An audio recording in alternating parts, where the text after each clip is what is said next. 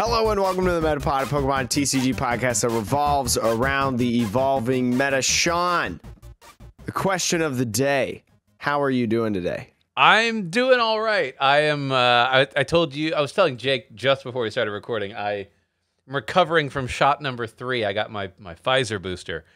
The weekend was rough, but I feel like I'm on the other side of that shot side effects. So I'm still on the train of urging people, if you haven't been vaccinated, get vaccinated. If you're eligible for a booster, what they do say is the booster will help prevent you from getting COVID. It'll increase that. But hospitalization is still low, even for those who only get 2 shots, right? So whatever you feel comfortable with. But I'm doing a little better. How about you, Jake? I am doing good. Before I talk about how my week went, I do want to mention, since we were on like vaccines and shots, make sure you're getting your flu shot. Flu season right around the corner, so definitely mark that. I got to go get mine tomorrow now that I'm back in town. But apparently you can just like walk into your CVS or Walgreens or whatever, and it's just like a drop in and then you leave. So pretty easy. But I was out of town this weekend for volleyball. I was calling stats for a volleyball tournament. Oh, okay.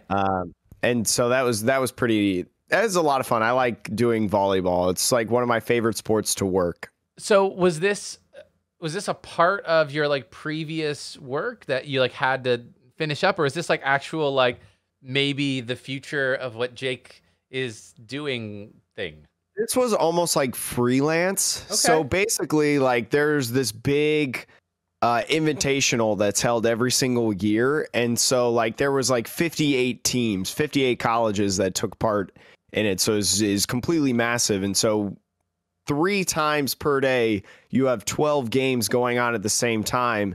So you need at least 24 people running stats because you need 2 per game. And so I knew a guy because of what I've done in sports information and stuff. I knew one of the guys who was running it. And I said, hey, I don't have a lot going on. I know volleyball really well. I can do it. So if you need people, let me know. I'm more than willing to hop over, especially because they paid for a hotel and stuff.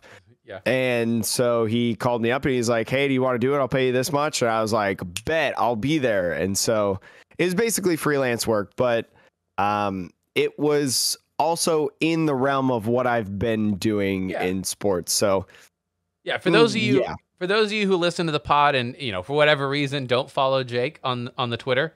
I mean, you've known if you listen to the pod that Jake does work in sports media. That's a very broad term, but it's the way that it's basically like content creating, but sports. And so that is something that Jake is personally focusing on for their career in the next, a few months to a year. So we're all pulling for you, Jake. Yeah, hoping to get a job sooner rather than later, because I love my parents, but I don't want to be in the basement anymore. I kind of want to get out. I want to go somewhere. But you know where we are going to go, Sean? Today in the Metapod, we're going to talk a lot about not only the future, because there was some things announced, some things leaked, some things shown that I think are kind of cool and I think will interest a lot of people of our listeners. And then for the last couple of weeks, we've gotten a lot of people commenting saying, hey, you guys should cover some expanded. You guys should talk about some expanded. It's been a while since you've done that. And so Sean and I, not necessarily a meta talk of expanded, but we feel like it would be really good to give kind of an intro of what's going on right now. Staple cards, some of the decks that people are talking about, trying some of the stuff that you'll see in the results, to get a lot of people interested and maybe, kind of give you an idea of what you should be going for, or maybe some decks that you can build as well if you want to try to jump into expanded. But Sean, yes, before any of that, as always, well, actually, no, before that, Sean, I have another little like shout out thing. For those of you that can see on YouTube and stuff, Sean sent me this wonderful care package that I got that he showed the other day or last week. You showed this last week on the pod, right? USPS coming through. USPS coming through. Sean sent me an extra full art professor's research that he got. Excellent, beautiful card. This is actually full art supporter, Sean, number 120. Ooh, Whew, yeah, I've been seeing your collection grow on your Twitter. Yeah, I recently traded like $400 in store credit, and so I bought like 8 full arts the other day. Just traded a bunch, and I still have like $100 left for $5 buy-ins and any other supporter that comes that way. But Sean also sent me one of these Celebrations full art Pikachus, one of the Chonkachus, the old Chonkachu, and then a set of Caterpie Metapod Butterfree pins, so then I can rep a Metapod pin whenever I look fancy. Mm-hmm. So that's a big shout out to Sean right there. Sean, thank you again. Yeah. But what I was first alluding to and then ruin the transition, we're going to go into the 5-star review that we got. We've actually gotten several 5-star reviews lately, now at 62 reviews overall. So thank you so much for the push of 60. We're trying to get to 100. So if you're on Apple Podcasts or whatever, and that's how you listen, please make sure to leave a review, whether it's 5 stars or 1 stars. We'd love to hear your feedback and how you feel about the pod. Even maybe pose a question in there for Sean and I to talk about. But this review is from Craw Wheels, I think is how you say it. 5-star review titled "Great Podcast!" Exclamation point, exclamation point, exclamation point. The trifecta in there. Just got back into the TCG after a break during COVID. Great resource for players of all skill levels. Sean, the old, the new, the young, the veterans, the rookies, not even people who don't play in general. We even talk a lot about collection stuff. We're for all, Sean. We're for all. Mm-hmm. Yes, I mean, it's always good to see like that we are useful to people, whether they're new or they're getting back into it, right? Like, I think you and I both are going through a lot of like back and forth of like we're in it and we're kind of out, like all throughout the pandemic. A lot of life stuff going on too. So, but I mean, that's why this episode was like the perfect timing to talk about Expanded, which we'll do later, because Jake has been playing in some Expanded tournaments. So, yeah, always good to see that y'all are with us on this journey. Yeah, I've been trying to do a lot more Expanded because, well, the more sets that are coming out in Standard, I don't have the cards. Like, I can't build Corviknight, I can't build a lot of the Evolving Skies, VMAX decks. So Expanded has been an interesting playground to jump back into, and I'm actually going to play some Legacy here soon, Sean. Okay. The Carps and Rats just announced that they're going to hold a Legacy tournament on Saturday. Before PTCGO rotates into PTCG Live. I was gonna say you better do it now, right? Because otherwise, this is the last, probably one of the last Legacy tournaments ever. Yeah. Also, and Legacy ladder is hard to play because there's a lot of genting, which is illegal, by the way, on PTCGO. If you don't know what genting is, it's where if you win the coin flip, the other person scoops. Oh, is it just because of how people? Donk decks? What? Is it because of donk decks or? No, it's not because of donk. It's just to complete ladder really, really fast and get like rewards really, really fast. So like people on Legacy, not only does it take forever to Legacy to queue up into a game, but half the time you're getting people that if you win the coin flip, they'll just scoop because they're like, okay, next game, whatever, or next one. But it's, I don't recommend doing it. But whatever, Sean. But you know what I do recommend, Sean? What? I recommend looking at the new upcoming cards of the Pokemon's 25th anniversary. So, Sean, if you do not know, this is the 25th anniversary of Pokemon. We just got celebrations. We just got a wonderful, wonderful holiday set that was really cool. You opened up a lot of cards on your Twitch stream. Excellent, excellent stuff. And now they have revealed on the Pokemon 25 music website just the other day 3 new Pokemon cards. 3 new Pokemon V cards that are coming in, promotion cards that kind of run with the Pokemon 25 music soundtrack that has come out, and they've, released a couple songs here and there throughout 2021 and the 25th anniversary. It is J Balvin V, Sean. J Balvin V, I believe is I want to say Portuguese. I think that's it's either like Spanish or Portuguese. that this artist is. Interesting. I would not know, but Portuguese. I guess the if it's Portuguese, it wouldn't surprise me because I know I'm sorry, it's Colombian. I just looked it up. There we go. Well, never. Yeah. Okay. Cool. Yeah. Colombian artist. Another one as well is Post Malone V. So Post Malone was kind of one of the first people that were announced with the Pokemon 25 music collaboration and soundtrack and things like that. And I find it to be very interesting because Pokemon usually stays away from tattoos. And for those of you who have not seen Post Malone, he's inked up from the feet up, I will say. Yeah. I mean, obviously, this is one of those cards that I think this whole promotion is all run out of the West. So I don't think any aspect of this promotion would be in Japan, which is where the tattooness would probably be an issue. Yeah, I do think it'll be interesting because I don't know if you remember the Mike Tyson tattoo controversy about like the tattoo, the person that owned the copyright to the tattoo was the tattoo artist and not Mike Tyson. So like when somebody tried to copy Mike Tyson's tattoo, there was obviously like none of that's going to be an issue, I don't think, with Post Malone, but yeah, it is kind of interesting to see this on a official card.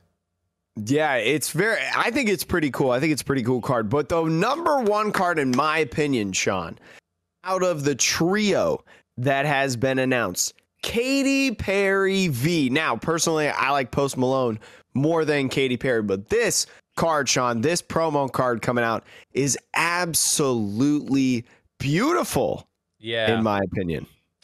Yeah, it's for those of you who maybe can't see it, Katy Perry's on a beach with Pikachu, smiles, bright colors, some yellow, got some beautiful blues in there with the sky and overseeing the ocean and stuff. Pikachu's got the little heart tail that it's either a female Pikachu or it's an event Pikachu, for those of you that like Pokemon lore and the gender differences in Pokemon. But I believe these cards are not going to be playable because they don't have regulation marks. Yeah. And also, one thing I will point out that is interesting. I wonder if these are their favorite Pokemon. Because Katy Perry, they gave Pikachu. They may have given them a few Pokemon to choose from. But Post Malone gets Butterfree and Dragonite here, which is cool. I think, a little bit more unusual in terms of like the Pokemon that you would pair. And then J Balvin getting Charizard. Actually, a pretty cool illustration of Charizard, if I'm honest with you.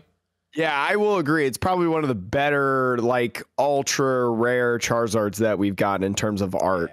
Because it has a very hand-drawn feel, which I don't think the Charizard arts get nearly as often. So this kind of has like that hand-drawn, almost airbrushy kind of feel to it, which is interesting.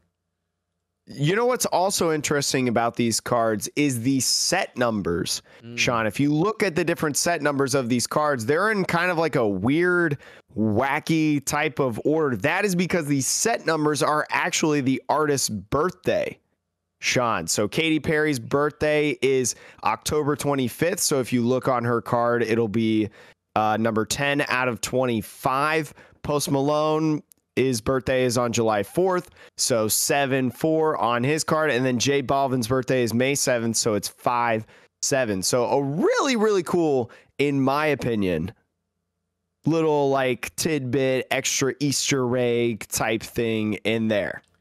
Yeah, I mean, my thought here is that these are going to be one of those special promotion cards that they'll give out to the artist and people that worked on the campaigns, like the PR campaign, essentially. And they've done this in the past. This isn't the first time that there are exclusive cards that are made just for a very small number of people.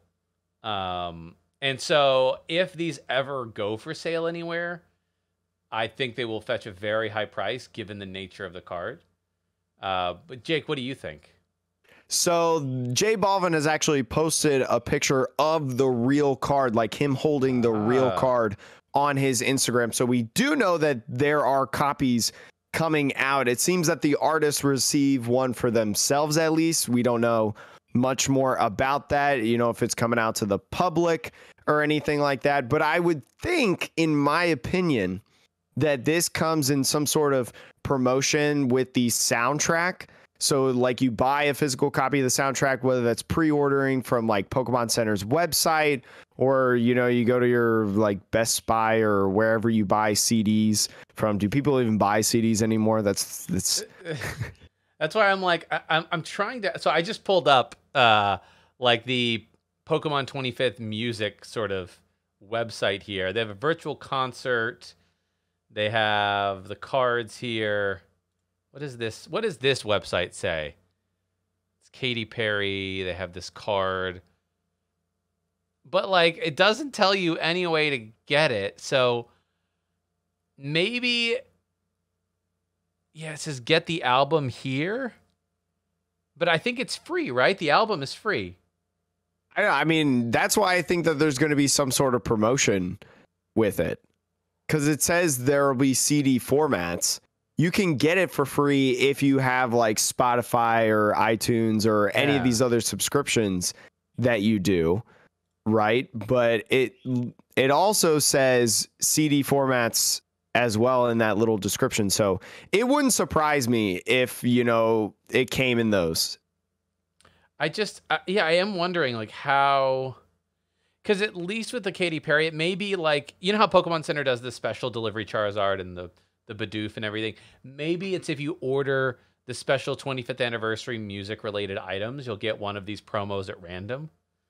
And you know, or maybe, you know what I really love that companies like Bandai actually does this. And if it's not for a playable card, I actually think it's really nice.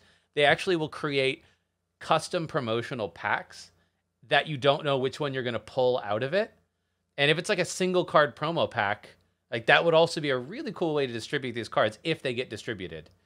Yeah, I guess it just depends on production. Like, do they actually want to make like the packs themselves? Yeah, and whatever and all that jazz. But I just hope these cards get released to the public. I think these would be kind of actually really cool cards to add to the collection. I'm surprised though that there's no like 25th anniversary stamp anywhere, or like anything indicating the 25th anniversary, or like, I mean, there's the set logo for like the 25th anniversary soundtrack, but like I felt like there would be a little bit more of something about the 25th anniversary. Yeah, it is a little, I don't know. Yeah, I mean, that's honestly, it's part of the reason why I think that, you know, I lean on these not being, I don't know though, they're promoting the cards so much. Do you know what I mean? Where like, yeah, it makes me think like, why create, like, why have an artist commissioned to make all of these things just to have an image on a website and maybe like print one or two cards? It seems like there was a lot of work, because normally with these types of promotional things, they don't advertise it even, right? Like the founder of the person who runs Pokemon Company, I cannot remember their name for the life of me, but for his birthday, I think his 50th birthday, they made a GX card for him.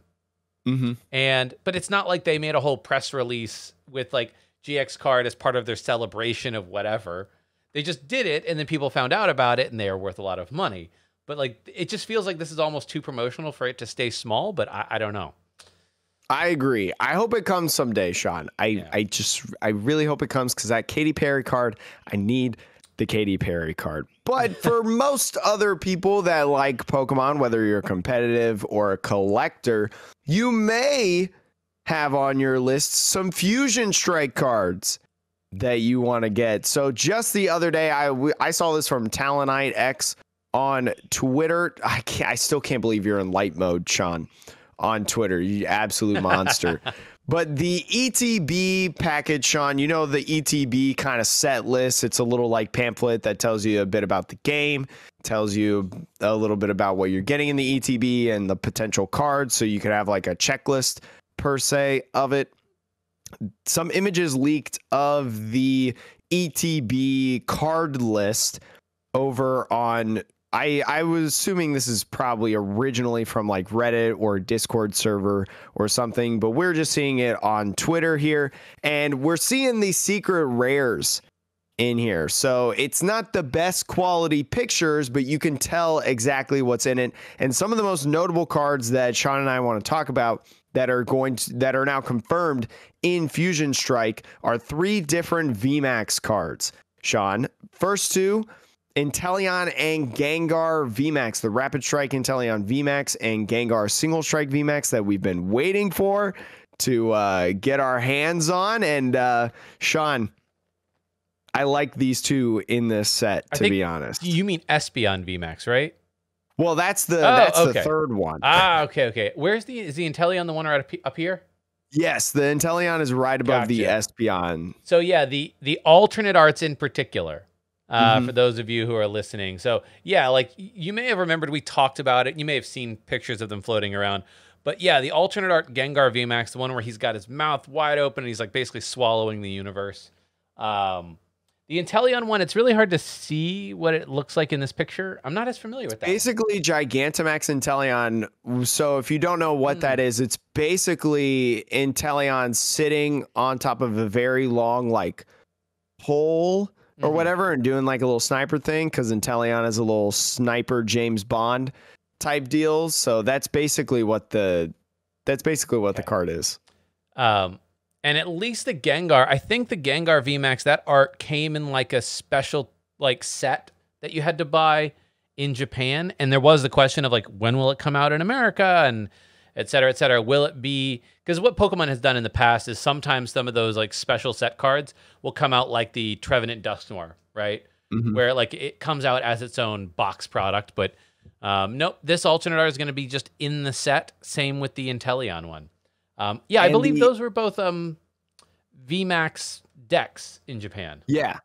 I think those are 2 like relevant VMAX decks. I think Inteleon, I think people are a little bit more excited about than Gengar Gmax, but Gengar is still cool in my opinion. I think it's pretty neat, and it's a dark type Pokemon that's hitting in, and with Shadow Riders and whatchamacallit, what's that one Pokemon? Dragapult. Yes, Dragapult running amok right now on standard. It's a viable counter in my opinion, because you have like those Houndooms and stuff. So I think it has some validity in the format as well, Sean. Jake, this is actually something I'm just realizing. Are there any other arts of that Gengar or that Inteleon that exist? Are you talking about... Well, I mean, we don't know through the little list that we got. We don't know about like V's and VMAXs. It doesn't say in the set list that Inteleon Rapid Strike V has a full art. Well, right? The reason I ask is mostly because I think they wouldn't create a special art just for the English version, right? And so these are all listed here in that sort of hyper rare slot, like the alternate art slot. But if the Gengar VMAX and Inteleon VMAX don't have they been printed in any other form, or are they? Because if this is the only way to get them, they'll. I know Inteleon V is a thing, but I don't think there's a Gengar V at all right now. Well, no, I mean like Gengar V, but there is Inteleon Vs, and I don't know if Inteleon Rapid Strike VMAX specifically has to evolve from Inteleon Rapid Strike V, right? Because the regular Inteleon V is just a normal Pokemon. There's no Rapid or Single Strike attached to it. But I feel like it would be dumb to not have a like regular Inteleon V or Gengar V or whatever that also comes in the set if you're releasing these VMAXs. Oh, no. I think what I'm saying, Jake, is the VMAX specifically. Like, you know how Rapid Strike Urshifu has 2 different arts for the VMAX? Yeah. 2 arts, not a different card. So are these considered alternate art versions of the VMAXs? I think they are. Yeah, I'm pretty sure they are considered alternate arts. And the question I had is if there are not other arts though, because I don't think the Gengar VMAX has another art. And if the only way you can pull the Gengar VMAX is in the alternate art slot of a box opening, that means that getting one of these is going to be 4 times as hard as a regular VMAX. No, I mean there is a Gengar VMAX regular art. Oh, okay. So that's like that. That was me It not came remembering. in the VMAX high class decks where they're from in Japan. Okay, so that we're expecting that to be, I assume, in the set, the regular art versions too. Okay. Yeah, it's just that there's no V full art or Oh, V yeah, alternate art as well, which I think is kind of weird that the Vs are not getting at least a full art, right? Because usually the Vs get full arts and stuff. But I guess if they're getting alternate art VMAXs, then okay. They had to But print the other one, Sean, is Espeon VMAX, the sleeping Espeon VMAX. That was a promo as part of Evie Heroes.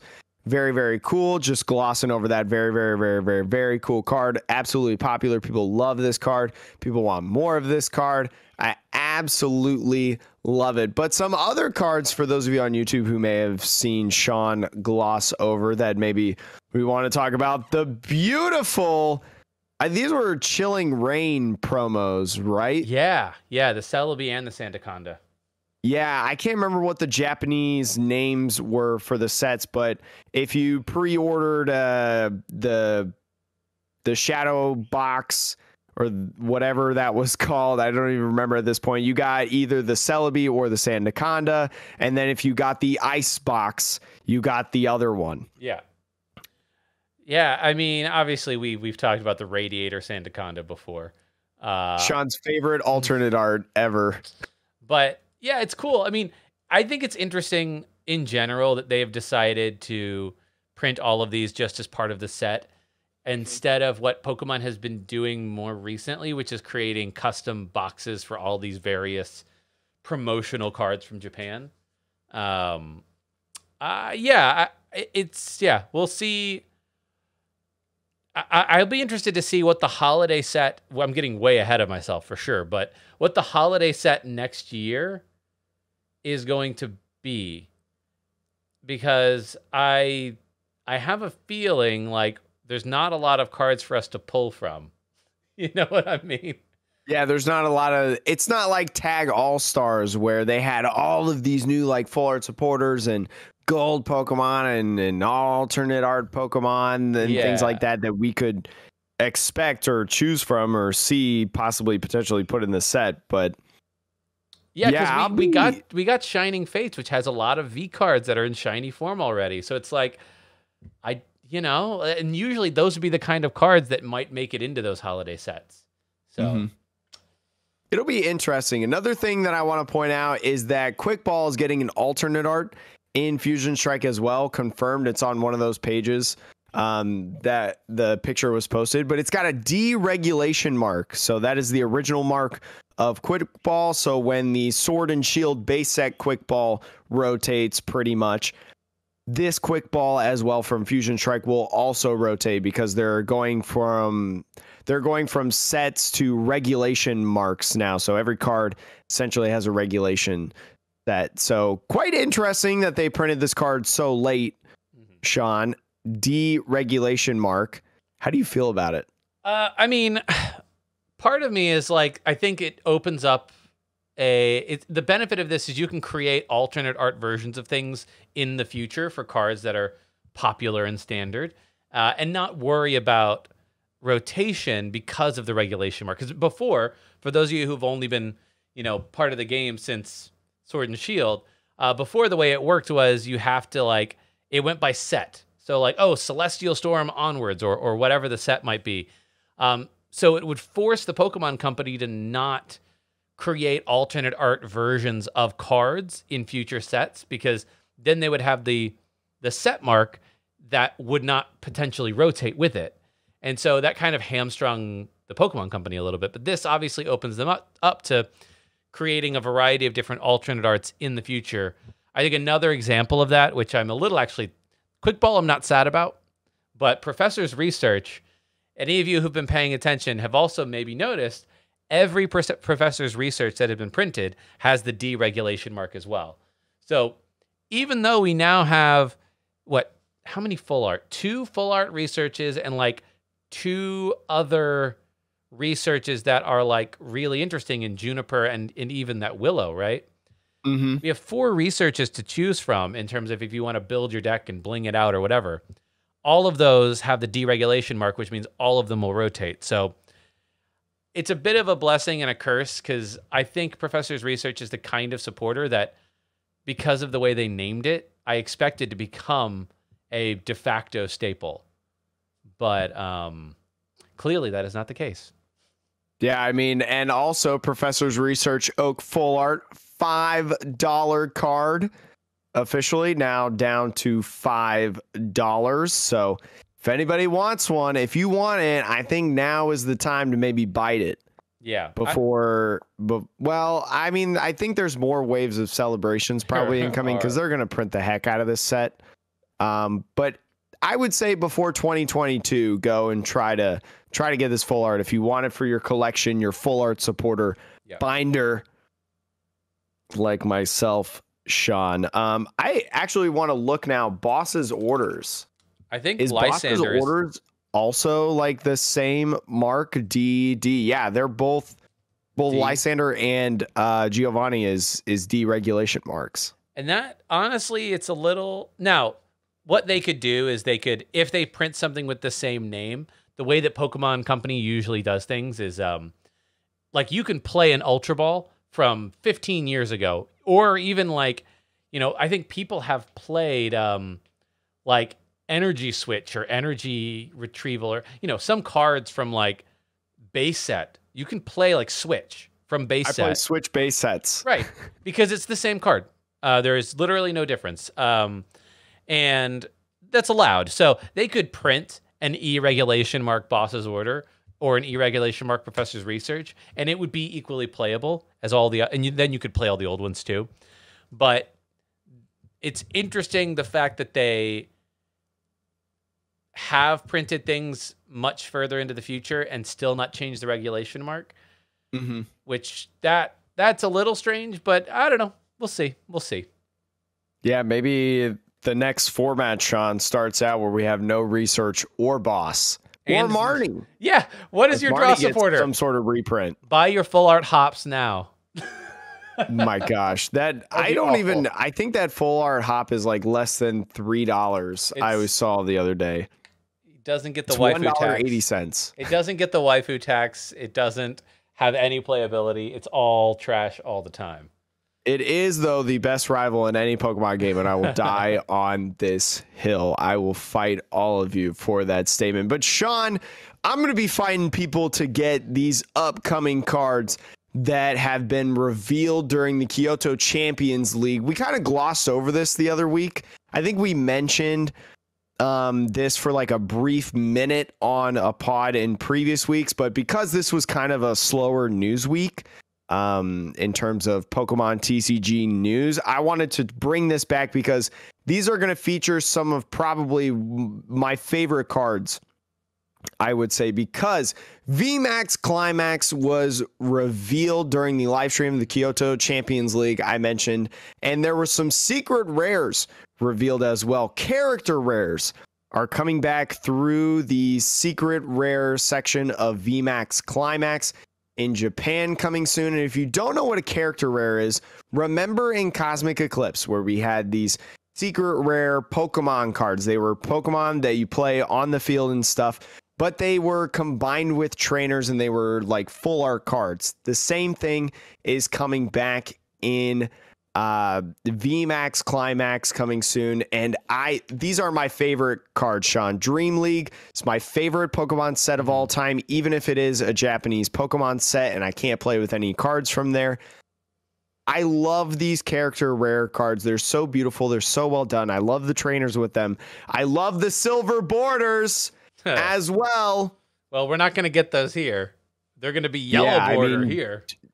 Yeah, Cosmic Eclipse was a set that was moved into English, and those had yellow borders, and there's only like 1 or 2 cards from the 9 character rares, I think, that work with yellow borders, and it's like Mimikyu and Acerola because Mimikyu is also yellow, and Red and Pikachu because Pikachu is yellow. Yeah. Anyways, Sean, there are 4 here. I'll name them all off, and then you let me know. Well, actually, there's kind of 5. Well, there are 5 alternate revealed arts. Right now. But I'll name them off for people who are not watching on YouTube, And then you let me know which one you're going to go after if, you can get your hands on this. So the first one, we got Flaffy and Eliza, which this Flaffy is the 90 HP Flaffy. I think it's the same Flaffy that is the Dynamotor one. So accelerating energies. So that is very, very cool, in my opinion, if that comes out in standard, because I love Flaffy. I like that card a lot. And Zekrom is another one. I just look up this card. Just look it up. Look it up. That's all I'm going to say. Gardevoir and a doctor. So in Pokemon Sword and Shield, there is actually a trainer, a doctor nurse type trainer that has a Gardevoir. So that's kind of where this character pair comes from, and may seem like it's random to a lot of people. I think this is the same Gardevoir that was printed. I can't remember the set, but it's the stage 2 with the ability of drawing 2 cards. And then like attaching energies if you get an energy off of those 2 cards. So that is pretty cool, in my opinion. And then the last one is Evie and Bill. Evie, very popular, very cute Pokemon. Doesn't surprise me. Bill gets a lot of cards. I feel like, been around since day 1 in the Pokemon trading card game, but also has like a couple full arts, like Bill's maintenance. I was looking at my full art supporters and checking prices the other day, like Bill's analysis, Bill's maintenance. Kind of interesting, Sean. I mean, there's also just Bill, I think it is, in the original base set. Draw 2 cards. Even from the OG days, just Bill has been a face that we've seen many, many times. But Sean, out of these 4, at least, because these are technically listed as the character rares, just character rares, we'll get into a little bit more in a second. Which is the one that you want, Sean, out of this? I mean, for collection purposes, the Zekrom with N. I mean, I'm gonna agree with you. It's just like, I hope they make a playmat of this art. This is gorgeous. Like, there are some, like, some of the full arts out there are also amazing, blah, blah, blah. But this is like, can you turn this into sleeves? Can you turn this into a deck box? Can you turn this into, like, just get me this art anywhere and everywhere. It's so good.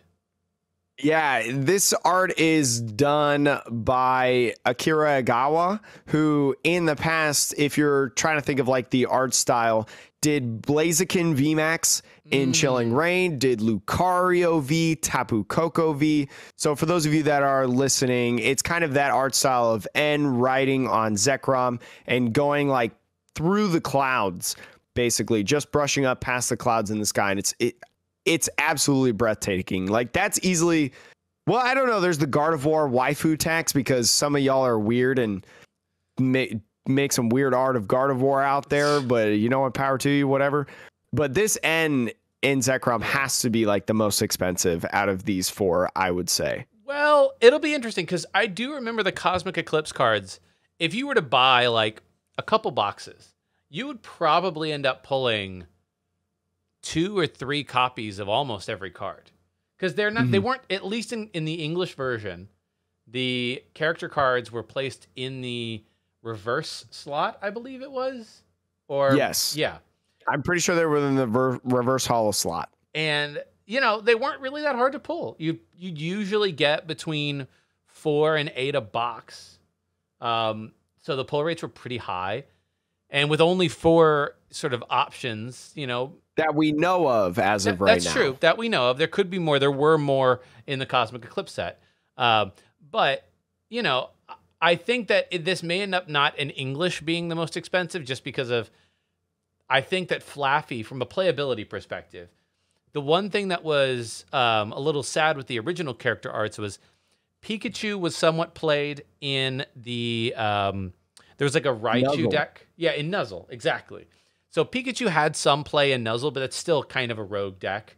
And outside of Nuzzle, none of the cards, like maybe the Excadrill, like you could play the Excadrill in Excadrill Control. But again, good deck, but broadly speaking, very niche. It's definitely rogue. Yes. But this Flaffy, because of its ability of being able to attach energy from the discard, like all you have to do is look back at Malamar to know that like attach energy from discard once per turn is a broken ability. And if there are partners that exist for this Pokemon will be played. So, and it is today already played. So this one could see a lot of play, and I think it's really nice. It'd be a great way to bling out a deck, right? So, oh yeah, like your Rayquaza VMAX deck, Sean. If you want to jump on that, you got your character rare Flaffies, you got your alternate art Rayquaza VMAX, like your shiny Crowbat, maybe if you got one of those in there, like you are to the moon. Yeah. So, I mean, that's what I like about this one from a playability is like one of the cards at least is just highly playable. So that's exciting. There is going to be a new rarity as part of VMAX Climax. It is called Character Super Rare. Sean, the only card that we know as of right now that is going to be that, you guessed it, it's Pikachu VMAX. Pikachu VMAX and Red. Pikachu VMAX getting like its 8th art, I think. It's like, it's probably not 8, it's probably a little bit lower than that, but I would put money on like 5. Like there are just a ton of Pikachu VMAX cards, and this is going to be a new one coming out as well with that deregulation mark. Sean, we've talked about the deregulation mark time and time again. What? I'm so confused. What Pikachu VMAX is this? Because is this the one where you discard all the energy and it does 150 more? The original Pikachu VMAX, right? I think that's what it is. Because I think we maybe when they first announced VMAXs, that was one of the first 2 sets I think that Pikachu VMAX came out in.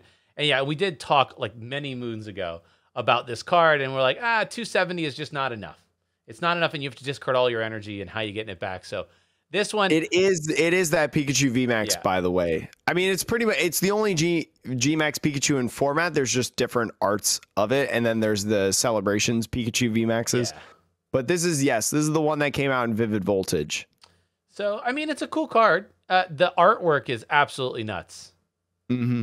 So that is choice. I would assume that like a super character rare. I don't know if this is going to be true, but I have a feeling that this is also going to be in like the reverse hollow spot. That would be. Because I mean, look at like Hidden Fates and Shining Fates.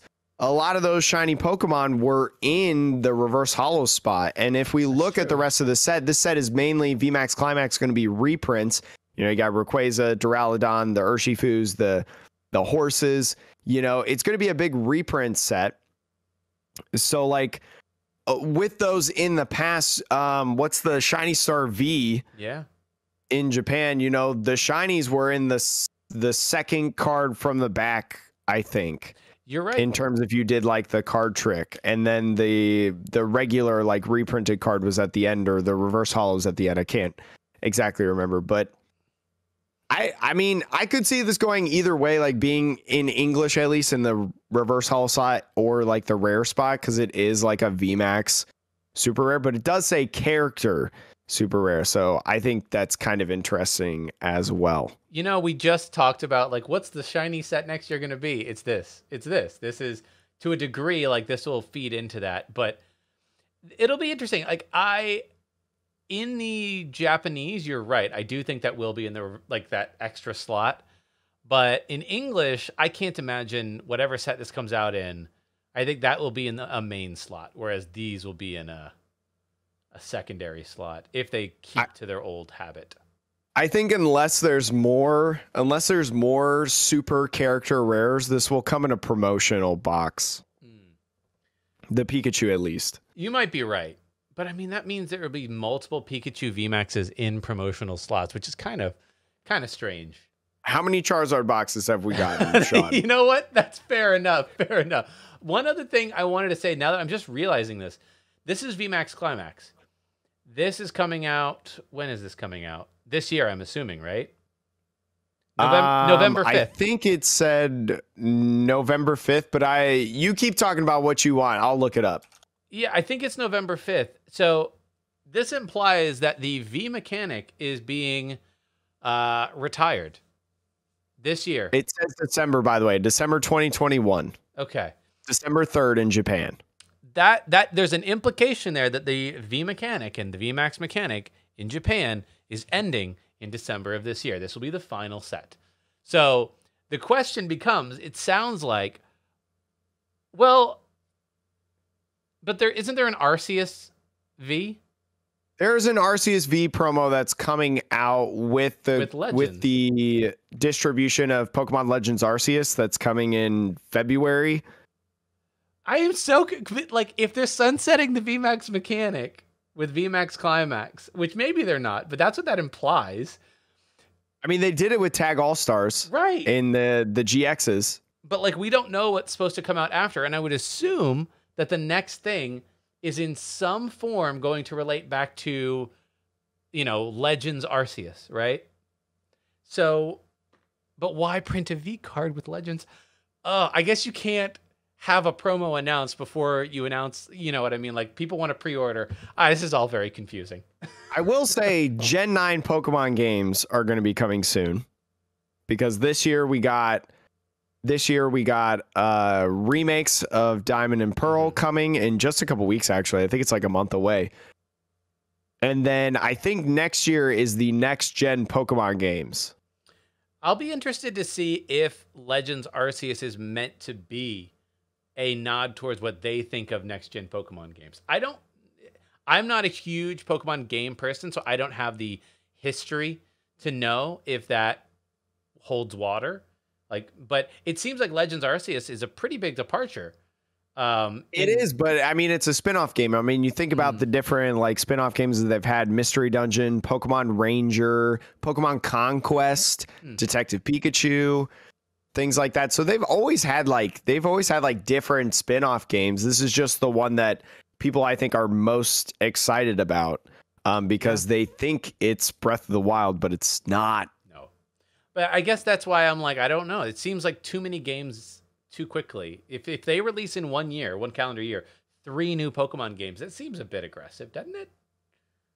I mean, when you're like one of the biggest franchises in the world, and you have all these companies making stuff for you, I don't know. Small indie company Pokemon is, Yeah, that's true. But, well, anyways, there should be lots of, I expect there actually to be lots of news maybe in the next month or so about whatever the post-V world might look like. I mean, I feel like that would come out at like Worlds, right? Well, normally it would have, but there was no Worlds, right? So that's true. What was their would-be Worlds announcement this year? There hasn't been one. I mean, I think this year the only things that have been announced, there's all the celebration stuff. That's what this year has been focused on. That's true. So I guess the only comparative that Jake and I weren't around during this window of time is when Evolutions came out, because Evolutions was the end of the XY era.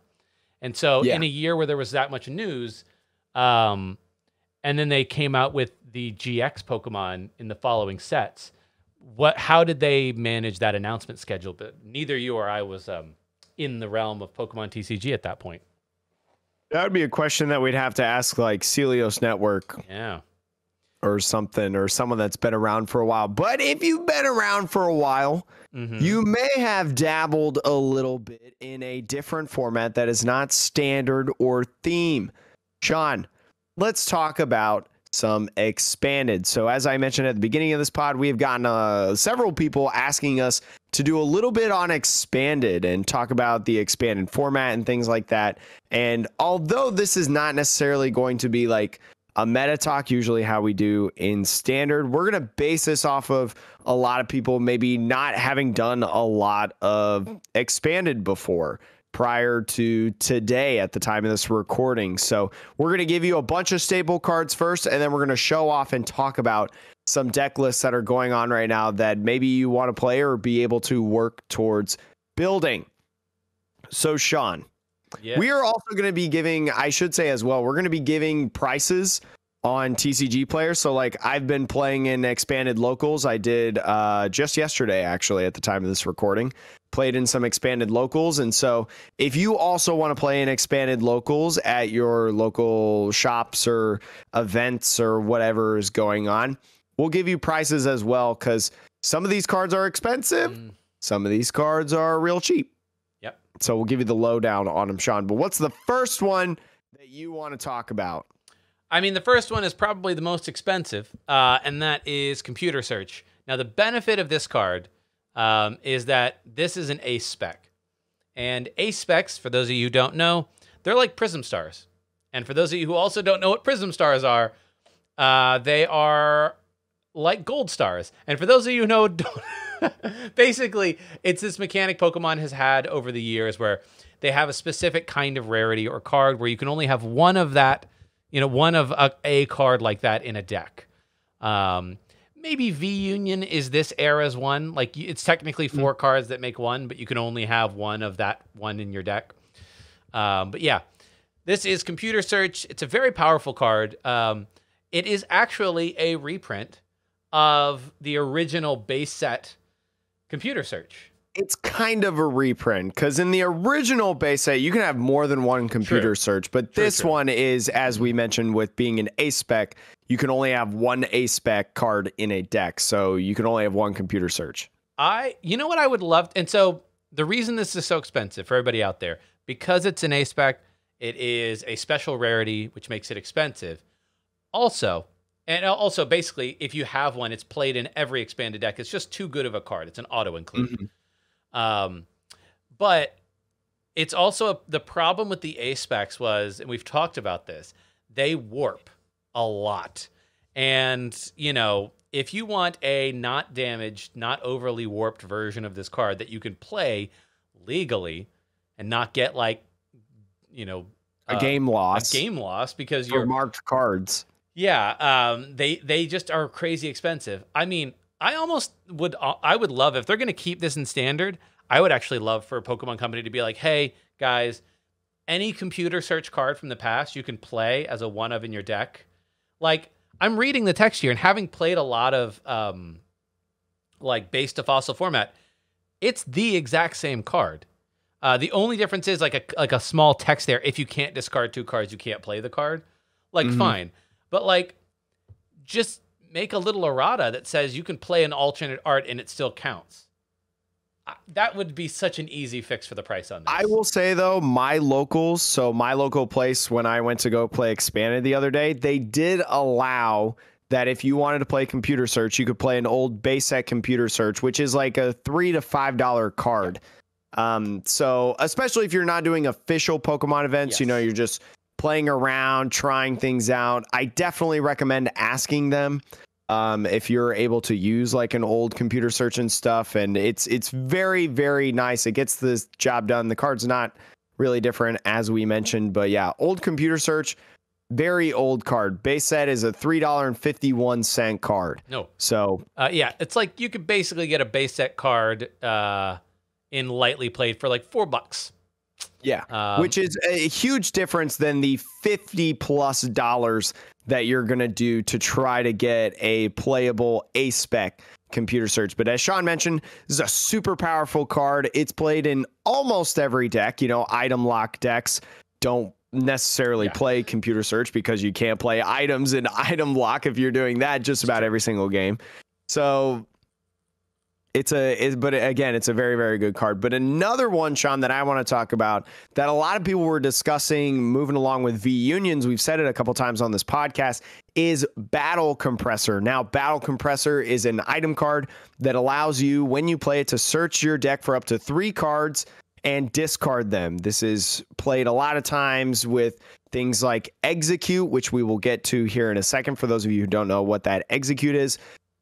Energies in terms of Tapu Koko, Prism Star, accelerating those lightning energies from the discard, or really anything that does stuff and interacts from the discard. Mad Party is another good example of that. I feel like Versus Seeker is another.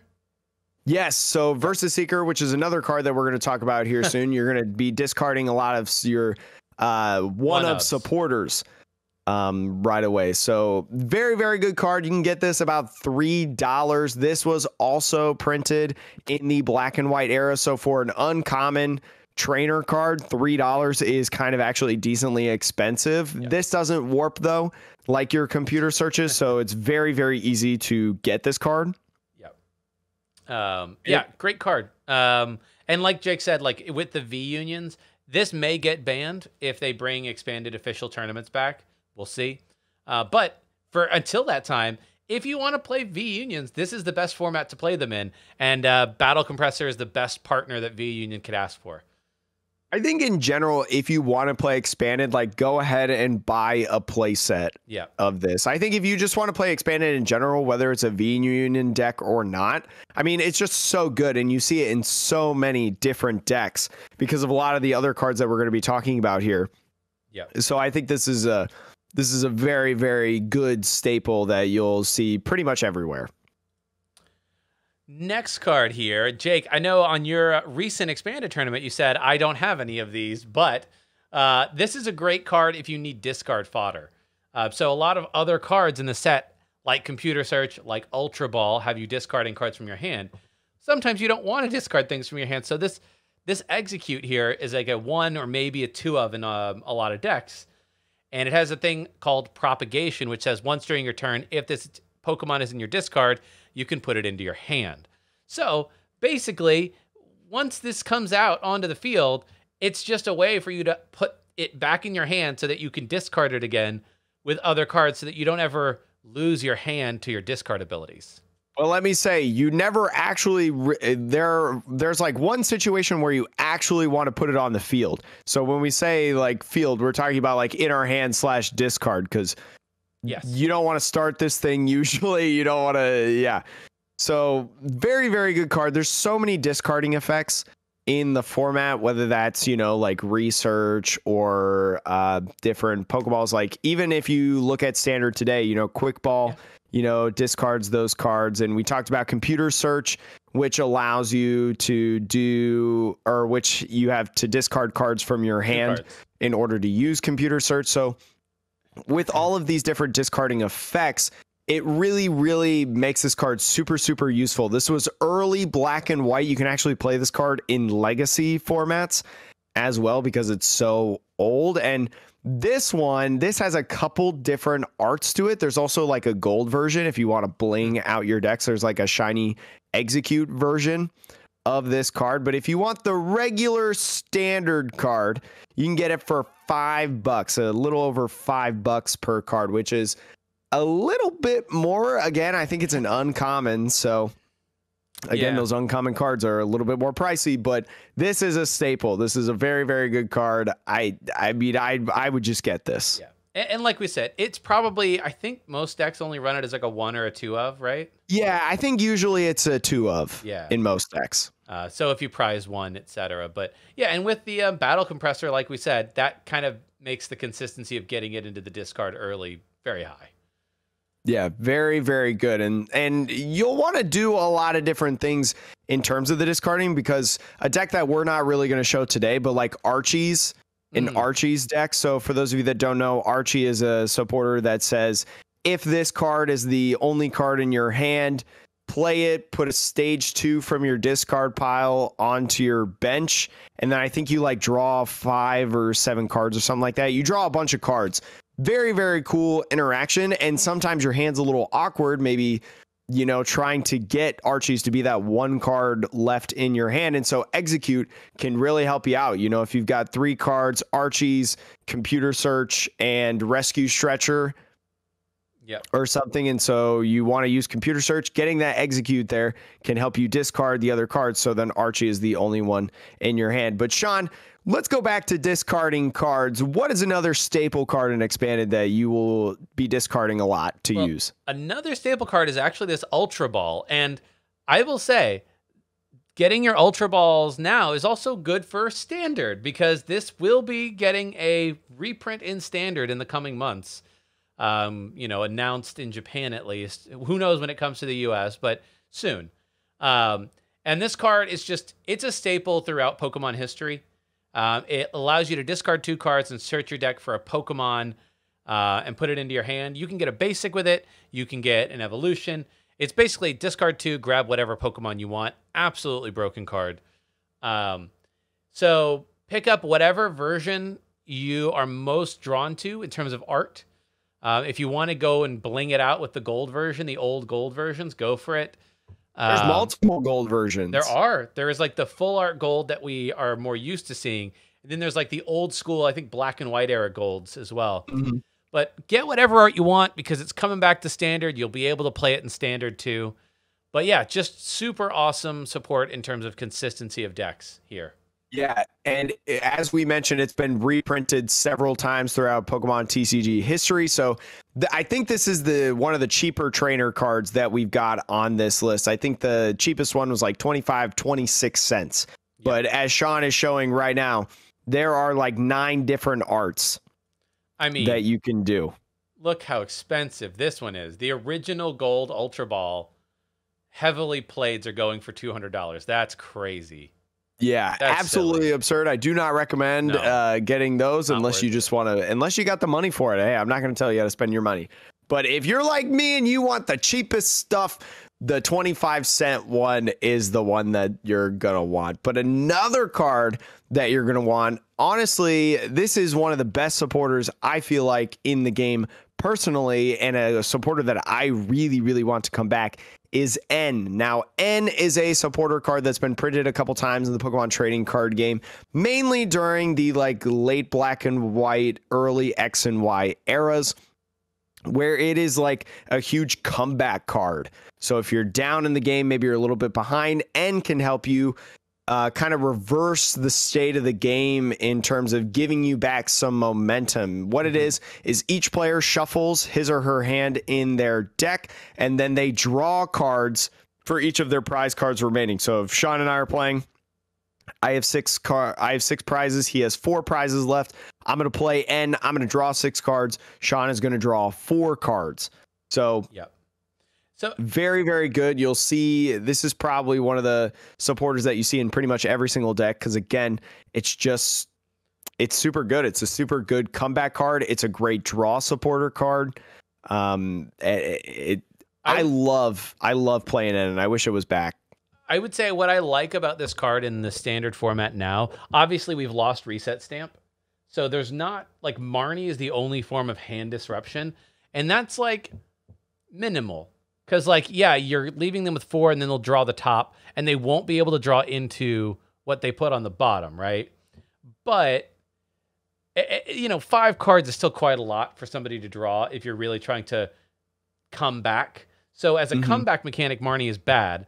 And as a mid to early game mechanic, Marnie just sucks. Because you're just like, you can get Marnied and then have less cards. And it's just... So this, I think, is a more fair version of Marnie on both ends of the spectrum.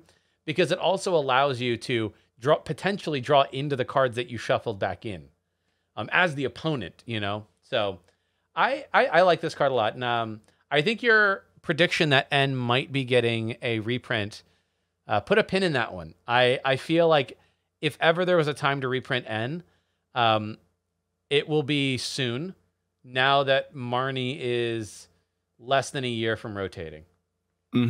And there's no other like comeback card that we've mentioned in terms of a supporter or whatever coming back. If you want N, there's several different versions of N in terms of arts, including 2 full arts, one from Noble Victories, which is freaking expensive, and then another one that was a promo in the X and Y era, which is actually fairly cheap. I think it's like $15 or something like that. But if you want regular Ns, just low rarity Ns, you can get them for like $1 a piece.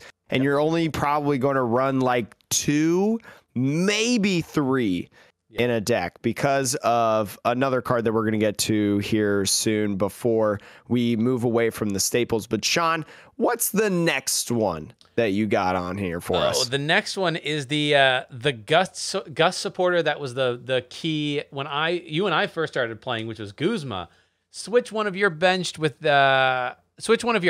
bench with their active. If you do, switch your active with one of your bench. So it's basically escape rope, but you get to choose what, you know, Pokemon they're bringing up as a supporter. So, you know, this one makes for a lot of really cool plays. I remember when I started playing, I was running Pikarom when it first came out with the Tapu Koko that could transfer energy. So, like, in one turn, I remember having, like, all this energy. My opponent's like, I don't know if there's anything you could do. And I'm like, slap the Tapu Koko down, Guzma, move all the energy, blow their thing up, win the game. Super explosive, really cool supporter.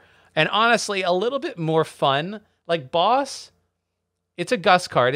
It's kind of like Guzma without the secondary switch mechanic. Mm-hmm. And I think it's a more fun version of Boss, to be honest. I think it's a more fun version of Boss too, because you get more combinations or like combo moves as well. Because not only do you, like you said, you bring up one of your supporter or one of your opponent's Pokemon like Boss, but you also have to now work with your Pokemon as well, trying to get them to move. So you got to be able to either like rotate a Pokemon or be in a situation where your attacker now becomes in the active and things like that. So it's a little bit more, what am I trying to say? It's more dynamic. Yes. Just straight up. It's more dynamic. And if Pokemon were to print more mechanics that, like, if this Pokemon was on the bench, X, or, which there are a few of those cards right now, like Galarian Sirfetch'd is a good example of that, right? So this could be a really interesting card. I don't know if they're going to reprint Guzma anytime soon. I don't think so, since they have Escape Rope in the format. Yeah, but, in Expanded, great supporter. It's 38 cents on this TCG Player Near Mint listing. I think it's only been printed in Burning Shadows, which is the regular art, and then there's 2 full arts. There's a full art from Burning Shadows, and then there's one from Hidden Fates, which is my preferred Guzma in my opinion, with the hands pointing behind the back and the red X on the Team Guzma logo. Absolutely sick card. The Hidden Fates full arts are just chef's kiss. I will say, of all the full art supporters in Expanded, stuff like that, like $16, it's expensive, but if you're only running 2 Guzmas in a deck and you really want to bling it out, this is maybe one of the better ways to bling out an Expanded deck. Really cool card, and generally not so crazy comparatively for full art supporters in Expanded. I mean, think about this. Lucia, which is a card that is not played really ever. It's an expanded card from Celestial Storm. A year ago, it was like $30, but I ended up getting it when I traded a bunch of my store credit stuff the other day. It's $133 now. Yeah. Yeah, luckily they don't get that waifu tax, so you can bling out your deck with some of these supporters and not be taxed for it. Yeah, they haven't really jumped in price yet for any collectors out there, but a card that I think that you need to add to your collection, Sean, especially if you like League promos, is Field Blower. Now, Field Blower is a very, very good card. It gets rid of stadiums and tool cards off of the field, up to 2 of them at once, and very, very good, because a card that you're going to see a lot of probably in the expanded format is Garbotoxin Garbodor, which, if you don't know what that is, it is a stage 1 Garbodor that it has an ability. If it has a tool attached to it, no Pokemon in play have abilities. Takes away all the abilities on the field, can really, really hurt your opponent. Abilities in the hand, abilities on the field, abilities in the discard. So you can't propagate your eggs, you can't Crowbat, you can't whatever. You can't top deck Lombre, put it on the bench if you're trying to do that in Expanded, I guess. But it takes away all those different things. And then also it just takes away a lot of other things as well. If you don't have a counter to a stadium that's been put on the field, something like Chaotic Swell. If it's played, you can get rid of that without having to use one of your stadiums and immediately discard it. Muscle Band, Fighting Fury Bell, which is another good card, a tool card in there. Float Stones are very, very popular as well. It's not on our list of staples, but I highly recommend getting some Float Stones because those are good cards as well. But Field Blower, very, very cheap. Usually, at most, you run 2. In a deck, you usually always play 1 unless you're an item lock deck. Then again, you're not playing items, so don't worry about it. But very, very good card. Again, very, very cheap as well. 25 cents. Guardians Rising uncommon. And there's a League promo too out there that's very, very good. I like the League promos a lot. Yeah. I mean, Jake and I have gone on and on about Tool Scrapper, and this is just basically better Tool Scrapper. Yes, it's Tool Scrapper Plus, because you also get Stadium, so it's Scrapper. Yeah. Next card on our list, we've mentioned this a few times now, which is Versus Seeker. Put a supporter card from your discard pile into your hand. Obviously, if you remember Battle Compressor, you're putting any 3 cards in your discard, so all of a sudden, you have a way to search any of those supporters that are in your discard with an item card. So just an absolutely broken combo between Battle Compressor and Versus Seeker. I think those 2 cards in most decks are a 4 of. So just because the consistency is insane in Expanded. So yeah, get 4 of these. They're expensive, the same way that Battle Compressor is, but for as long as this card is in Expanded, you will play 3 to 4 of them in a deck probably. So yeah. Yeah, very, very good card. It's this card that allows you to play a lot of like one-of supporters. So if you look at a lot of expanded lists that we'll look at later, it's very, very different than the standard format to where like, you know, you may only have like 4 draw supporters. You know, you're not playing 4 research, 4 Marnie, 4 Cynthia, 4 N, you know, stuff like that. You're playing like 2 research, 1 N, 1... other draw supporter, things like that. And again, because of like Battle Compressor and Versus Seeker synergy, it provides very, very good and consistent things that you can put other slots in to help out with different matchups or to help make more broken combos with your own deck. Especially maybe if you're a counter box deck, you can add another counter in that deck. And $4 again, very, very good card. Uncommon from the black and white era, I believe. So older card too. So getting these near mint can help you out. But if you want to get a little bit cheaper, you can go into like lightly played or moderately played. Yes. But now we're going to be getting into the Pokemon portion. The final couple cards that we got are Pokemon. Some of you may remember Dedenne GX. Beautiful chonker card. For those of you watching on YouTube, I have given Sean the link to the promo Dedenne, the chonker big face smushed on the card Dedenne, because it's actually the cheapest version of Dedenne. If you don't know what Dedenne GX is, because maybe you're very, very new to the game, or maybe you've taken a break for a while and maybe missed out on this, Dedenne Change is the ability on Dedenne GX. Once during your turn, you may play Dedenne from your hand, and if you play Dedenne GX from your hand to your bench, you can discard your hand and draw 6 cards. Very, very good. Absolutely a staple when it was in standard during its time, played in just about every single deck, even when ADP was running amok and it was the best deck in format. And even in expanded, you know, draw is so good and expanded, and you can get so aggressive with the different types of draw that you can do. Dedenne is one of those cards that can help you out a lot with that aggression, especially if you're playing with a deck like Tapu Koko Prism Star that utilizes that. Easy way to get energies in the discard, all that jazz, and just a very, very good supporter Pokemon that I think is just going to be good throughout its time unless it's banned.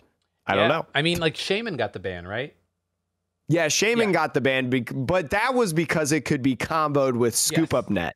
Yes, and also because Shaman didn't have the once per turn limit. Yes. So, yeah, I mean, to your point, Jake, like I think this will always be in expanded for as long as GXs are allowed, because it has that regulation, it has that aspect of once per turn written onto the card. But yeah, you get 1 or 2 of these and you're set for every deck in expanded. Another card I'm going to actually hop to is the Crowbat, which is sort of the opposite end of the spectrum that replaced Shaman, which is play it from your hand onto the bench. You can draw until you have 6 cards in your hand. So if you have a hand of 0, you draw 6, or you just draw up to 6, right? Also, only once per turn. So really, Dedenne, Crowbat are those like bench sitters that if you were playing in standard format, even 6 months ago, you would have had both of these in your deck already.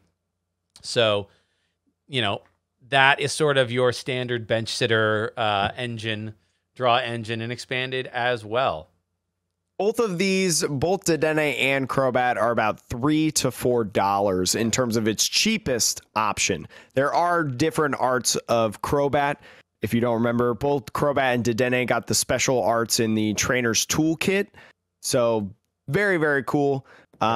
Relatively cheap options all around, though, if you want the regular arts or maybe some alternate arts and things like that. So, or a shiny version, at least, of Crowbat. I don't think Dedenne GX got a shiny version. No, it did not. But it does have the so alternate art, so it's fine. Anyways, but if you remember me earlier talking about supporters and how you have less supporters in decks in expanded format than you would in standard, Tapu Lele GX, probably, in my opinion, one of the best cards, probably I would say top 10 or 15 best cards ever printed in the Pokemon trading card game. You may have heard of Tapu Lele GX because it is in Pokemon Celebrations, one of these Celebrations card that you can actually play in expanded. Fun fact, Sean, if you want to get some different options on cards.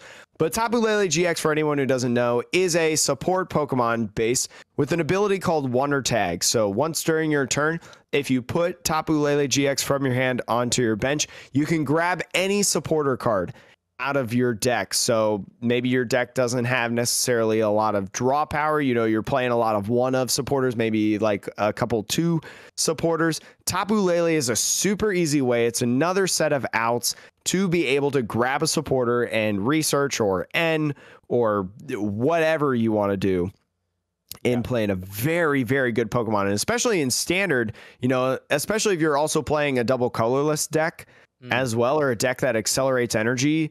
Energy Drive could be an option for you to attack. It does 20 times the amount of energy attached to both active Pokemon on the field.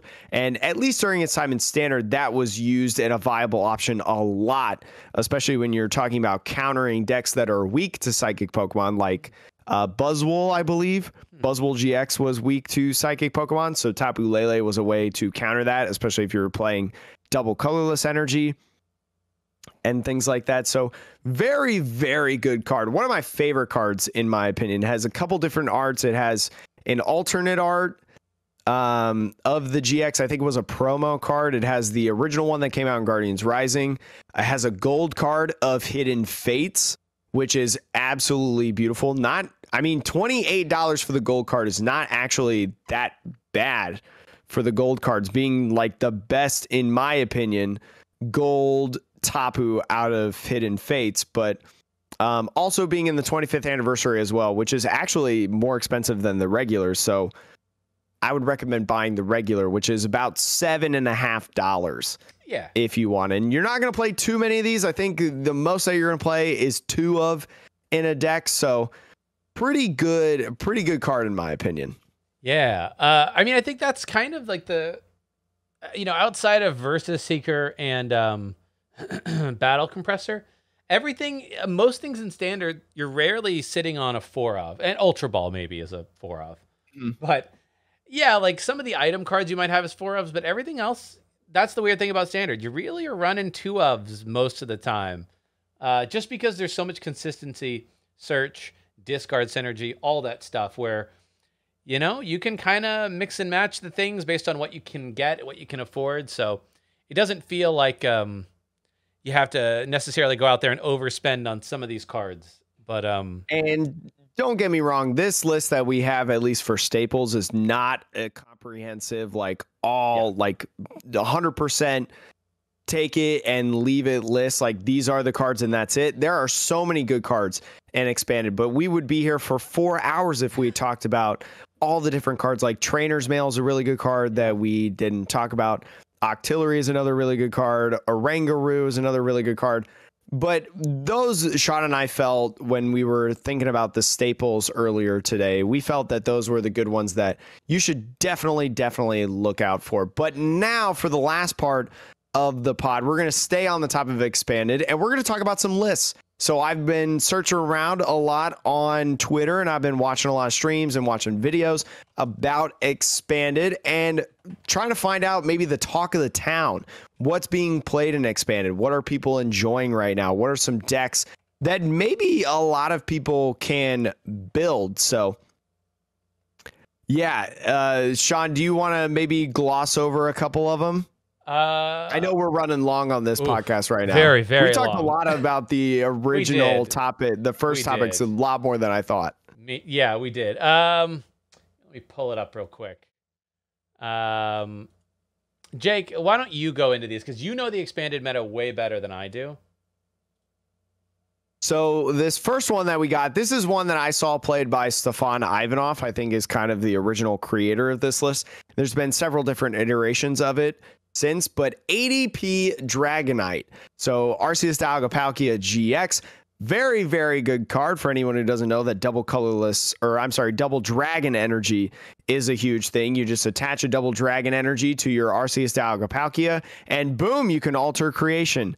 Turn 1 if you win the coin flip and go second. And especially with Dragonite GX having that second attack that does 250 damage, you can do a ton of damage very, very, very quickly with this deck. It has a lot of other different options as well, like Vikavolt with the item lock. Item lock is just good because especially in expanded, you look at this list right now, 2 Junipers, 1 N. Those are literally all your draw supporters that you have. So especially like Sean said, Versus Seeker is a 4 of in this specific list. You've got other things like Trainer's Mail, Tag Call, things like that.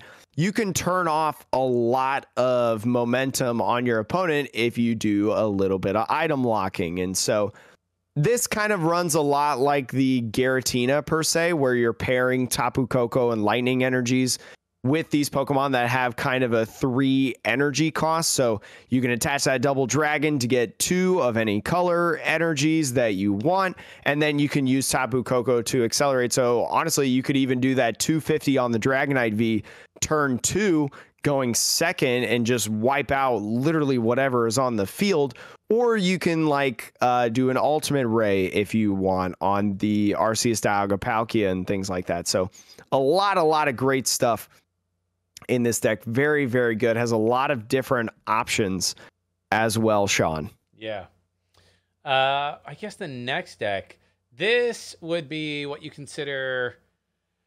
Is this like item lock aggro? So this is kind of like a counter deck. So this is what I was playing the other day. So I added this on this list. This is probably, I would say, one of an iteration of this was won by JW Crewall or Flex Righteous at one of the final expanded regionals of, the play Pokemon before the pandemic. But basically, you use Rowlet and Alolan Executor in this list to use Super Growth. Super Growth, if you don't know, you don't need any energy attached to your Executor, but you can go from a basic grass Pokemon all the way up to a stage 2 on your second turn of the game. So you try to go second with this list. You get different things depending on the matchup. If you have a opponent that uses a ton of items, you can go straight into Irritating Pollen Vileplume, which is a Vileplume with the ability each player can't play item cards. You go into the I can't remember what the other one is, but it's a Burning Shadows or Crimson Invasion Vileplume that has an ability to where your opponent's basic Pokemon can't even attack. So that's a very, very good card as well, since Expanded is very fast-paced, very, very quick. A lot of these decks that we're showing are basic Pokemon attackers. And so if you have a Pokemon that literally says your basic Pokemon cannot even announce an attack, that's a pretty big deal, and it's a pretty good wall situation. A lot of Vs, a lot of GXs running around because those are powerful. Decidueye, you can grow into one of the Decidueyes from, what was the first set? Darkness Ablaze? Yes, Darkness Ablaze. Think it got a Champion's Path reprint as well. You can wall off all V and GX Pokemon, another really, really good option. And this is going to have a lot more supporters than any other deck because you're not playing items, because very often you're going to go into your item lock Vileplume in a lot of different matchups. And so that's why you only see, in terms of item cards, 4 tag calls, 1 computer search, and 1 stealthy hood. That is literally all the item cards in this deck. And there's a lot of different supporters that give you a lot of different strategies, trapping Pokemon, decking out your opponents. You can win this game by decking out your opponent, or you can win this game by taking 6 prizes. It's really your choice, just depending on what the matchup is and things like that. This deck and a lot of other control stall type decks, wall type decks, will utilize Lusamine. Lusamine recently got unbanned. Supporter card, one of my favorite supporters. A lot of people want this card to be rebanned, but basically what it is you can put any 2 combination of either supporter or stadium card from your discard pile back into your hand. Very, very good. Love Lusamine. Very dear card to me from standard and now in expanded, and man, just great. But this is, you get a lot of cheese wins with this deck because opponents just literally don't have an out to one of your walls. So oh my, that's pretty good. I want to talk more about this, but I'm just going to be the time police. I don't want this to be a 2-hour pod, Jake. We're getting close. There are a couple. Sean, could you actually in like the show description? I will add the link to this. I'll put it in the YouTube description. Can you put this link? Because I put all of these lists on Imgur. There's Pikachu V Union on there. There's Turbo Dark. There's Volcarona V, which I think the Sableyes were first talking about. Zacian V Union. Some cool decks that you can maybe try out. Can you put this link in the show notes or the 100%. The whatchamacallit? Yes, I will put the link. As part of the podcast, wherever you're listening to it, you'll see the link to this list. It'll have both the lists that we talked about and then a few more just to get you started if you're looking to play expanded. Yeah, some good fun expanded decks, and hopefully you have a little bit of fun. I recommend trying it. It's a good break from standard, and it's a good refresher, I would say. But you know what else is a good refresher, Sean? Doing this podcast every single week with you. It's a great time. I love it. Look forward to it every single week. Sean, I'm sorry for holding you up today. No, you're not holding me up. I'm just like, we got to keep the podcast to a certain length within a range.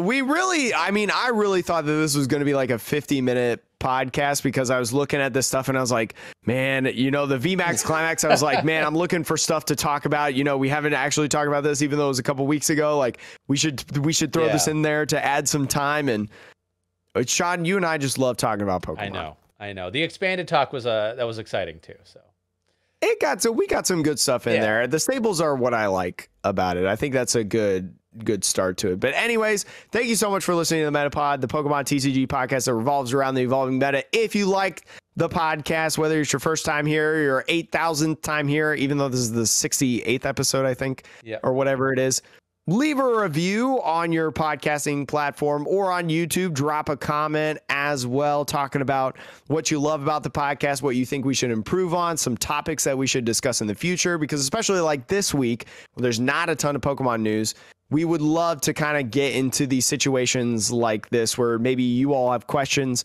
and we can dive into a little bit and give you some insight or ideas or things like that.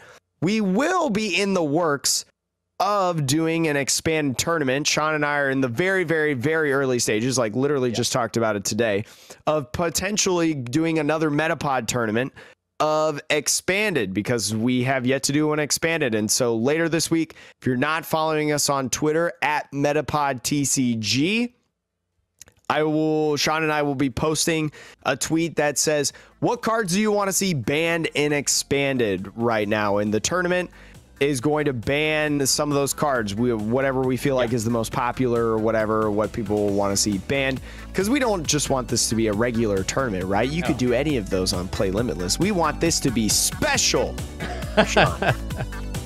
And with that, have a great rest of the day, have a great rest of the week, and we will see you on the next podcast episode that revolves around the evolving meta.